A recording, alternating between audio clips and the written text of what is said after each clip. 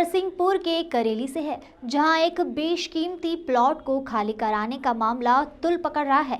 ये मामला करेली के नए बस स्टैंड के पास मेन रोड का है, जहां पर लगभग 16,000 स्क्वायर फीट जमीन पर करेली के अशोक जैन परिवार का कब्जा था, जिसका मामला न्यायालय में विचाराधीन था। बताया जा रहा है कि अशोक जैन ने उस जमीन पर दुकान बनाकर किराए पर दे दी थी और एक दुकान में खुद अशोक जैन का परिवार व्यवसाय करता था।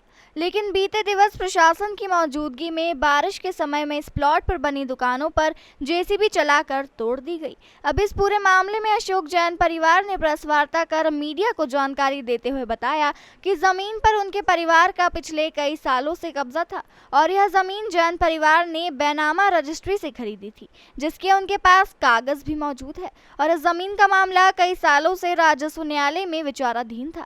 लेकिन भारी बरसात में बिना समय अवधि दिए करेली के नारायण दास नेमा, सौरभ नेमा, सचिन नेमा, राहुल दुबे और संजय दुबे ने प्रशासन की मौजूदगी में उनकी दुकानों पर जेसीबी मशीन चलवा दी। इतना ही नहीं, अशोक जैन व उनके परिवार के साथ मारपीट करने के भी आरोप लग रहे हैं। अशोक जैन ने बताया कि उन्होंने इसकी शिकायत संबंधित थाने में की है, लेकिन कार्रवाई के नाम पर कुछ नहीं हुआ है। अब हम प्रशासन से मांग करते हैं कि इस पूरे मामले में विधि सम्मत कार्रवाई हो। अभी हम बाहर थे, जबलपुर से आज शाम को ही हम आए हैं। आपने बताया तो हम तथ्यों का अन्वेषण कराएंगे और जैसे ढंग से आप बता रही है, अत्यंत दुर्भाग्यपूर्ण ये लालच से हमारे जिले में और विशेषकर करेली में इस तरह की घटना का भी सुना नहीं है।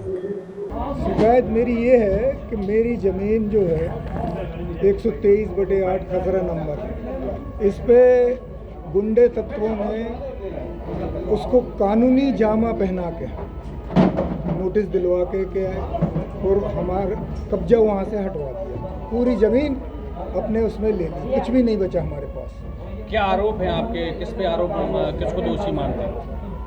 हम कुछ गुंडे तत्व वहाँ पे आए, उन्होंने बलात् हमको मारपीट की और कब्जा कर दिया। बाकी हमारा जो मामला है वो कमिश्नर कोर्ट में विचाराधीन है, तो जब तक वहाँ से उसका फैसला नहीं होता, जब तक ये हो ही नहीं सकती कार्रवाई। तो हम तो निष्फिक्र थे, हमें कोई प्रॉब्लम नहीं थी, मगर इनने अचानक जो हमें 24 घंटे की मोहलत का नोटिस दिया और कार्रवाई चालू कर दी 13 घंटे, मात्र 14 घंटे। नोटिस आपके पास रजिस्ट्री भी है, सब रजिस्ट्री, सब कुछ है, इसके बाद भी अतिक्रमण हटा देना, क्या लगता है आपके? ये हमारे साथ नाइंसाफी है। किस नंबर के नोटिस दिए गए थे और कहाँ का अतिक्रमण हटाया गया? और आपका नंबर कौन सा है? मेरा नंबर 123/8 है और जो नोटिस दिए गए थे मुझे 123/10 और 123/11, जिस पे हमारा कभी भी कब्जा नहीं रहा, कोई अतिक्रमण हमने कभी नहीं किया है उन पे। वो बिल्कुल गलत बात है उनकी, यानी गलत नंबर के नोटिस देकर गलत नंबर 123/10 और 123/11 के नोटिस दिए गए और कब्जा हटाया है। मेरी ज़मीन 123/8 का, जिसका 1 इंच भी जगह मेरे पास नहीं बची। सामान निकालने की हम देख रहे हैं, मोहलत भी नहीं मिल रही। हाँ, सामान निकालने की उनने मोहलत नहीं दी। उनसे रिक्वेस्ट किया कि भाई कम से कम सामान तो निकालने दो, 1 घंटे रोक दो आप कार्रवाई, मगर उनने बिल्कुल मौका नहीं दिया। जेसीबी चलाते गए और सामान सहित पूरा। कौन कौन से विभाग मौजूद थे वहाँ पर? वहाँ पुलिस विभाग था, बस इसके अलावा हमें कुछ नहीं था। आप राजस्व गए, आपने तहसीलदार से बात की कि नहीं की? क्या?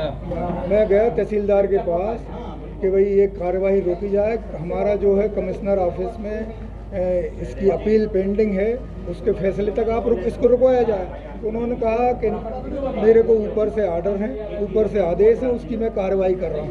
मैंने कहा साहब वो सामान तो हटा लेना, तो वो लोग मारने को तैयार हैं।